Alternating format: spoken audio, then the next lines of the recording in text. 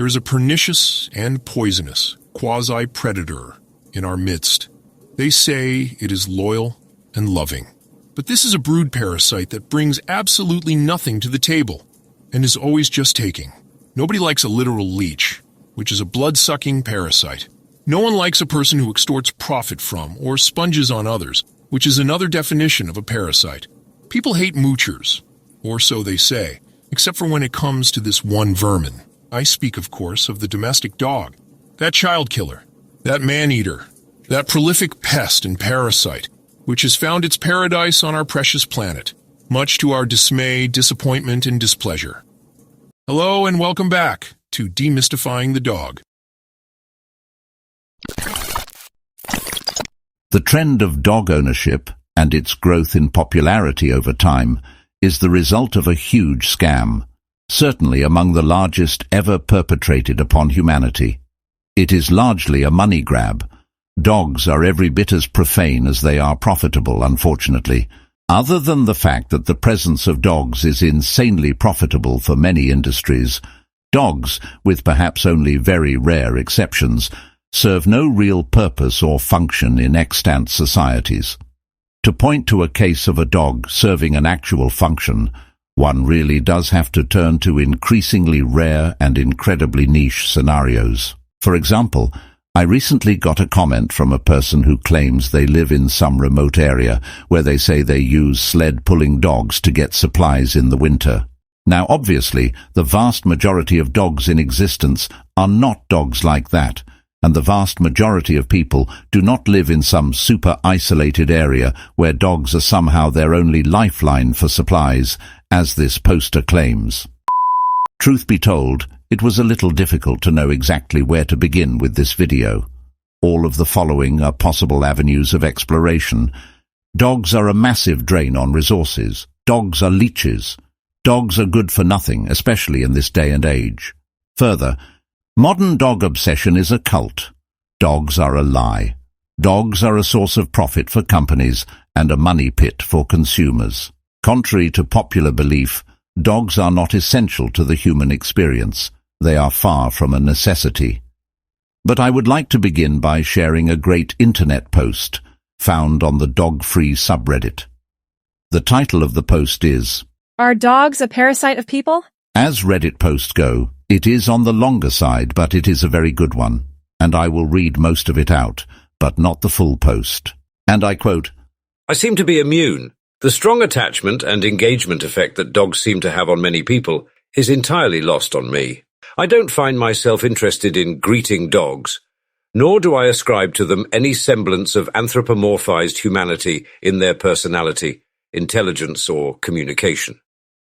I apparently see dogs for more or less what they are today, a successful opportunistic species that has invaded the domain of humans and benefited generously as a result.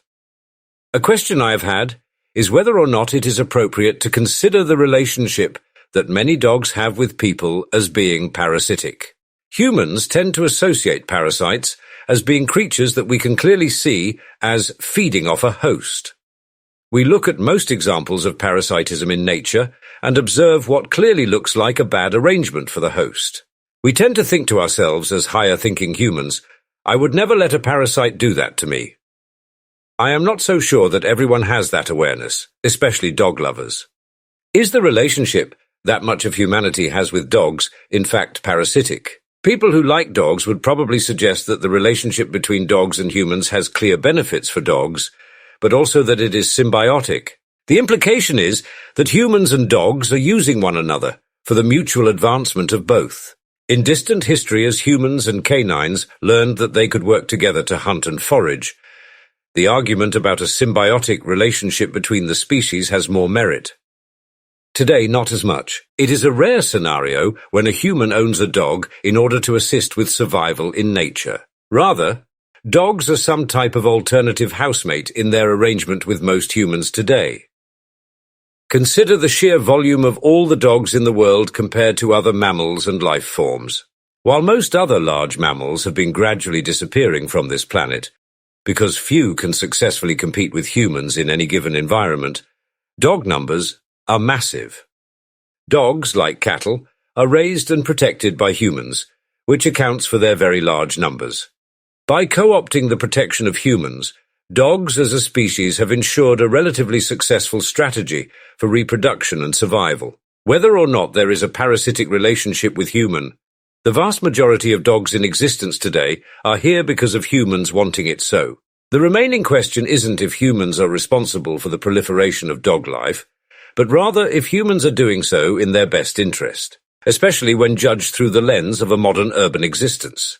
And here I would personally interject to note that it is only some humans who want dogs to be around. Of course, this should go without saying. What leads me to believe that dogs enjoy some manner of parasitism over humans is judged by the way that many humans talk about dogs. Rarely do dog owners attribute more factual labels to their pets describing them as a dog, a pet, or property, and so on. Rather, they speak of them as though they are anything from a blood child to a dear romantic companion. None of this is correct, despite the strong feelings on behalf of the owners. What exactly is going on here? There have been science fiction stories about alien life forms tricking humans into caring for their young as though they were a human baby. In those stories, the humans are under some type of spell or trance that disguises the true identity of the parasitic alien life form they are taking care of. In those stories, the humans who are tricked into such a care relationship with the client are disgusted and dismayed if the spell is broken and the true nature of their actions is revealed. Is this not what is happening with humans and dogs? Are there not many humans who are pouring money and care and time into something they seem to believe is a human child? Are primal human instincts being co-opted by dogs when those feelings are more authentically intended for fellow humans? Spare me from having to detail the many humiliating ways in which humans nurture dogs like babies or small children. Clearly, these animals are not going to grow up and attend trade school. In fact, they are from a species that would sooner eat us than do the same thing. Dogs may be a social species with basic behavioral analogues to human group hierarchies, but the care that goes into them by humans isn't anything by a loss for the human species. Now, personally, I have recently begun to question this idea of dogs as a social species, perhaps a topic for another video. There are people who strongly believe that people should be free to be infected by a brain parasite. I, however, worry about the cumulative effect of so much money, time and care being funneled to dogs when humans need it so very badly. For all the disenfranchised people out there who would give anything for the love of a mother, why are so many women dedicated to providing the best possible maternal care to a living toy they keep at home? I was under the impression that we encourage children to stop playing with dolls when they are a young age, and yet our society is entirely permissive of grown adults collectively pretending their pets are part of their family. It sounds to me like the result of a very successful parasitic relationship. I have very little insight as to what is happening in the minds of people who are so overcome by their relationship with their dog. I can't relate to them, and when I try to have even the most mild discussion on the topic, I am treated with immediate defensiveness and hostility. You see a similar reaction when you suggest to an addict that they take a break from whatever substance they are addicted to. The sheer violence of the response to the suggestion that someone's relationship with their dog is weird should be indicative of the powerful mental grasp these animals have on their hosts. No human would willingly give so much power and resources to a competitive species, and yet so many people in society do this with dogs. Is this not the outcome of a parasitic relationship? While I am glad to be free of a parasitic dog in my home, I am utterly surrounded by them in my life. Family members have distanced themselves from me, merely for my suggestion that while guests are in their home, they put their dogs in isolation. I've had social and romantic connections severed, not because I attacked someone's dog-owning preference, but because I did not validate it. That is sort of the interesting thing about people who are infected with dog attachment. They need to be around people who validate the psychosis. They lack any ability to defend themselves or justify their actions with their dogs. They simply cannot hear any disputes with their current lifestyle choices. No one needs to per se change for me, but to not even engage in civilized debate. That sounds like the action of a person highly deluded by a dysfunctional relationship with a parasite. Dogs do absolutely nothing to earn all that is handed to them by their human food dispensers, servants, poop scoopers, and slaves.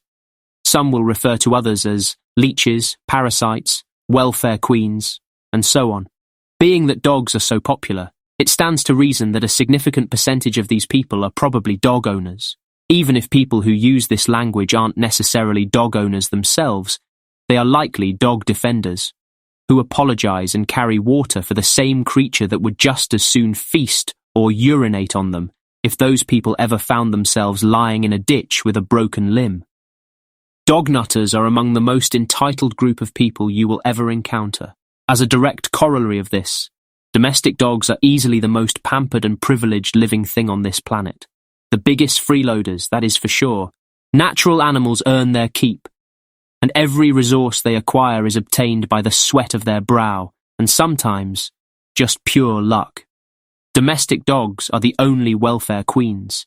They have been deemed simultaneously too big to fail, and worthy of being awarded a lifetime of free, unconditional nutritional assistance and never-ending stimulus checks.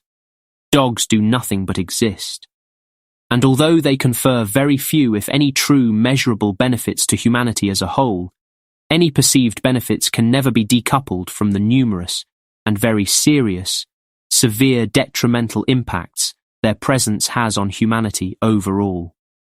In other words, owning a dog is like taking a prescription drug that's said to have some small and subjective benefit on the mind, whilst at the same time wreaking havoc on the body overall, and likewise poisoning the rest of the mind in the process. Although they add nothing of value to any natural biome or ecosystem, they continue to enjoy unbridled proliferation, while graceful and organically occurring keystone species of various types suffer increasing habitat degradation and destruction, in addition to ever-growing threats from poaching and various illicit trades and overall lack of respect.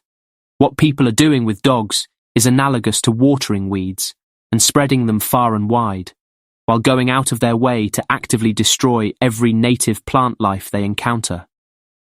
Dogs are essentially a stunted, deformed, mentally and behaviourally defective low-rent version of wolves. Despite all of this, people will spoil these defective creatures, and it is not uncommon for a dog owner to give their dog anything it wants, all whilst making excuses for terrible and unacceptable behaviours, or ignoring them outright, pretending they don't exist. Some dog nutters will even do this whilst neglecting their own children, and whilst having a harsh and uncaring attitude towards fellow humans. Many dog nutters treat their dogs as though they were human. They absolutely insist upon bringing their pests with them everywhere they go, and it seems many of them genuinely believe dogs are somehow on a par with humans. Some of them will actually say things like, "Dogs are people too," except that no, they most certainly are not. Dogs stick out like a sore thumb, and they are an eyesore.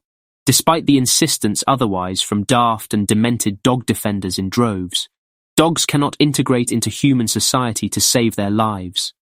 And I mean this literally. Just refer to the countless dogs that get themselves killed by police for menacing them on the streets. They obviously haven't evolved to the point where they can fit into the human world without continuous supervision. Oversight and management. Just thinking about how much effort goes into making sure dogs aren't as atrocious as they would be in their default state is tiring. And, as someone else on Reddit put it so well, quote, "They are a net negative to society. Almost none give back anything, but their impact on the world is severe. Sure, other animals have impact, but they also have a purpose to us and to other animals, and a place in the ecosystem." Close quote. Just when you think it can't get any worse, you are wrong. It seems there are no limits to this depravity and misplaced philanthropy. Dogs are absolutely spoiled and pampered. These lunatics will bring dogs into human spaces that are clearly not intended to harbour these parasites, and they will turn their own homes into dog houses. Imagine paying a high rent or mortgage only to live in a squalid shack. A loud and smelly pest-infested hovel, a bloody kennel, or a makeshift private zoo where you are part of the exhibit, or a nasty barn with no purpose, except that it's with the poorest excuse for an animal, and easily the most violent and dysfunctional. That is what it is like to live with a dog. But, It gets much worse than this. Dog nutters will buy and build all sorts of expensive things for dogs, including extravagant dog mansions and various things a dog could never even appreciate. There are actually dog beers on the market, and there are now gourmet pet foods and all manner of ridiculousness. I only wish I were making this up. What makes it all the more wasteful is the fact that dogs are content to eat whatever you feed them. For heaven's sake, they will literally eat feces. Dogs' tongues actually have very few taste buds. Them being unable to taste very well would certainly explain why they will eat literally anything, up to and including garbage and waste.